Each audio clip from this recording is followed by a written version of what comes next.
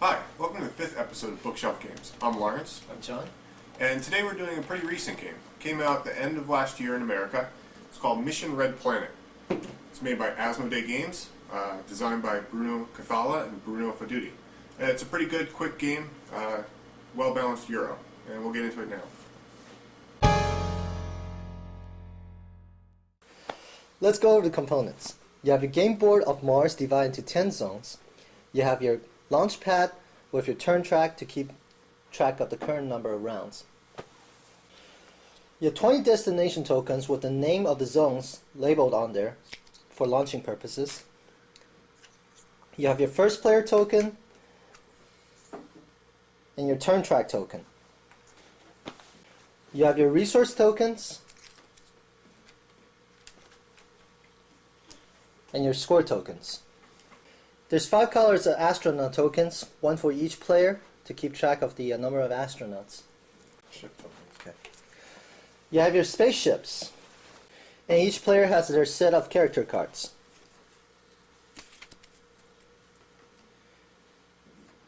And last, you have your event cards. Okay.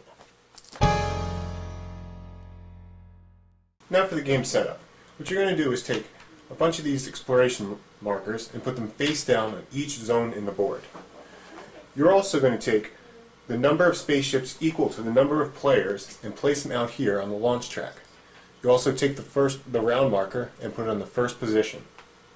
Each person also gets all of the character cards of their color and all of their astronauts. Each player is then randomly dealt 3 event cards, which he gets to look at and keep 1 bonus. You do not get to keep discoveries because they are not helpful at this time. If you have more than 1 bonus card, you get to choose which one you'd like to keep. Each player then takes 1 of his astronauts and puts it in the center. Now, from that group of astronauts that everyone put in the center, those are then shuffled up so you can't see and randomly put down in order, 1 on each ship. The player whose color came up first will be the first player, and they get the first player marker. Now to go over a quick overview of the entire game so the rest of our explanation will make sense. What you're trying to do in this game is you'll, every turn, select one of your characters, which will have abilities on it that tell you what you can do this turn. The point is to get astronauts on these ships, and once they reach this capacity value, they'll take off and land on the zone on Mars that it says on the ship. Once that happens, if you're the first one there, you get to turn over the resource, and at certain rounds during the game, denoted by red on the round marker, you'll be able to score for that zone. This game is broken into 10 rounds, in which you'll have chances to play character cards, put astronauts on ships, launch the ships, have them land on Mars, and then gather resources. You have the round track down here. You see it goes from 1 to 10. On all of the red numbers, that's going to denote a scoring round. And at the end of that round, you score on the different zones on Mars. Each game round is broken into 5 different sections. The first section is to replenish any new ships. For example, if this ship had taken off during the last round and landed on Mars or blown up or whatever, there would be a vacant spot here. So you would randomly draw another ship from the top of the pile, which would then go there. The next action is each player chooses one of their characters that they want to use this turn. The character cards allow people to use special abilities written on the card, such as this one, the Recruiter, which allows someone to place 1 astronaut in any ship and also regain any character cards that were used before. These character cards also have a number in the top right-hand corner. This denotes the turn order for this round. So for example, if I played the Recruiter, he's number 1. So that means I would get to go before somebody who picked the Saboteur, that is number 5, much like in Citadels. The next phase of the round is the boarding and takeoff phase. At this point, the starting player will start calling out the different characters in order, starting with the Recruiter. If anyone had the Recruiter, they would get to go first because there's a number 1 up here. If 2 people have the Recruiter, then the person with the starter player marker gets to go first, and the person immediately to his left will get to go first, in that order. Now, each of the character cards allow you to place a certain amount of astronauts onto the ships. For example, the travel agent. He lets you put the most. He lets you play 3 astronauts onto any one ship. So once you pick your character card and you know how many you can place somewhere, you go ahead and you take your astronauts. In this case, we'll say that I have played the travel agent that allows me to play 3 on any one ship. Since there's a ship here with an open 4, that means I can play 3 astronauts upon it. Now, once a ship fills up, in other words, you have as many astronauts on it as this number here, that means it takes off. At this point in the game, it just comes up to the top of the launch pad here. It does not hit the planet yet. Now, in addition to this normal boarding and takeoff, there are special ships in the game that do not have a destination listed upon them. If one of these ships is in play, then the first person who puts an astronaut on here gets to choose from the destination tokens where the ship is going to land and place it on top of the ship. The next phase of a turn is the landing at destination. So let's say this ship here, which has a capacity of 2 astronauts and is headed here to Lasonia, had its 2 astronauts. They got to take off during the last phase. During this phase, these astronauts would land. So you place the astronauts on the board, discard this card. You then reveal how much this zone is going to be worth. And each of these resource markers could have different resources on the bottom which are worth different points. The last phase of a round is the end of turn phase. This is where you decide who will be the starting player of the next turn. The starting player is the person who took the last character action. So whoever chose the highest character number, in this case 8's the highest one I have showing here, he would get the starting character. This would give him advantages in ties. Also during this phase, any scoring takes place if it happens to be a scoring round.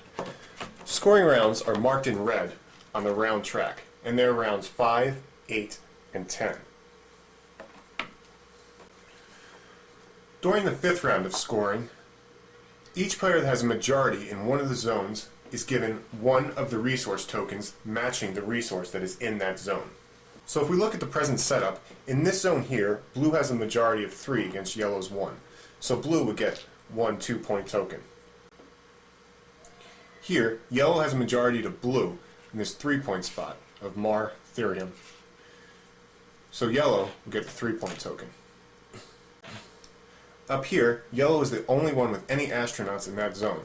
So they get the points, and in this case, it will be 1 ice. Down here, yellow and green are tied. Since during the 5th round you're only given 1 resource token per zone, they cannot split this evenly. So this is kept on the board until the next scoring round.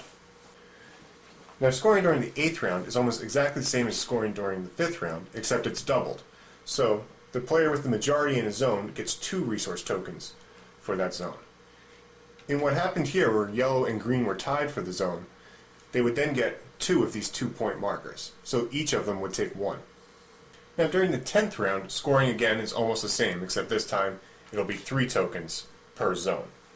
Also though, during this round, there was opportunities during the game to play down event cards face down into zones. And these will act as point modifiers for the endgame total. In this case, I put down this discovery card. A pretty rock. Has no effect. So if that card was in the space, it would have no effect. However, there are cards that do have effect, such as this one, a radioactive rock. The player or players with the most astronauts in this zone must remove their astronauts from the zone in the game before calculating point totals and distributing scoring tokens. So in other words, nobody would have been able to see this card here except for the player that played it. So if somebody had put a whole lot of astronauts down here, all of theirs would be removed before you scored for this 3rd scoring round. Also during the 10th scoring round, which is the end of the game, you may have accumulated bonus points from the event deck. This will say things such as, if you control certain zones, you'll receive 8 points. Also, if you have the most of a certain type of resource, you'll receive points.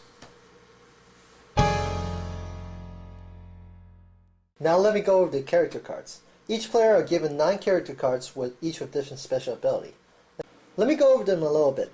First, you have your recruiter card.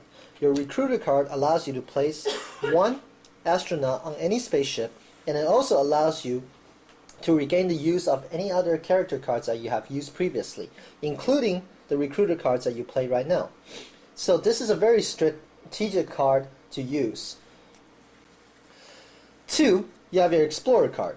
Your Explorer card allows you to place one astronaut of your color on any spaceship of your choice, and it also allows you to move up to 3 astronauts of your color on Mars. That means if I have 3 astronauts on one zone, I can move one of them 3 zones, or I can move all 3 of them 1 zone, or any mix of those. 3. You have your Scientist card.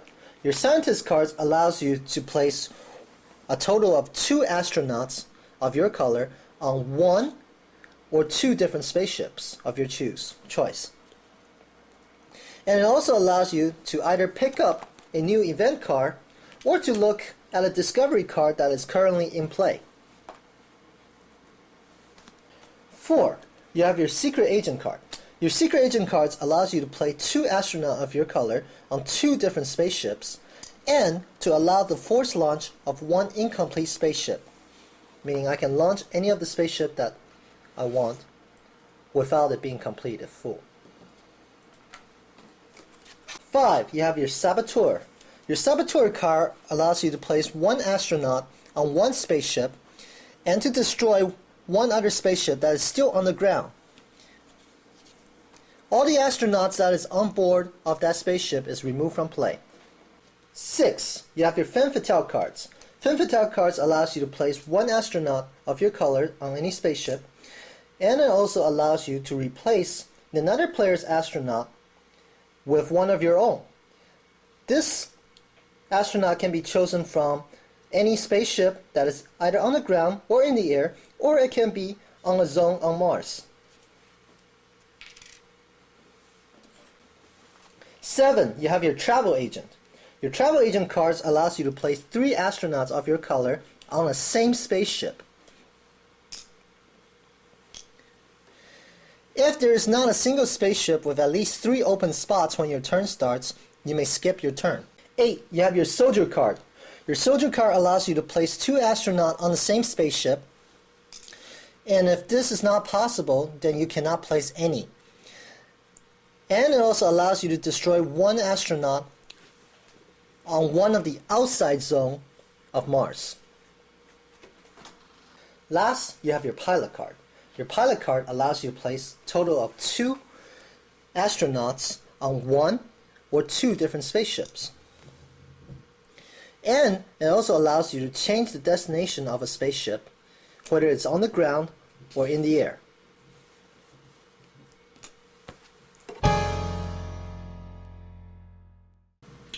Okay, so that was a quick overview of Mission Red Planet.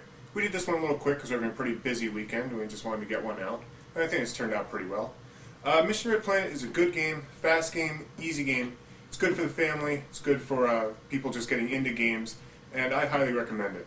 I'm kind of surprised I don't like this game more, because I do enjoy area control games, and I really like that mechanic of pulling character cards that we see in Citadel, as I mentioned before.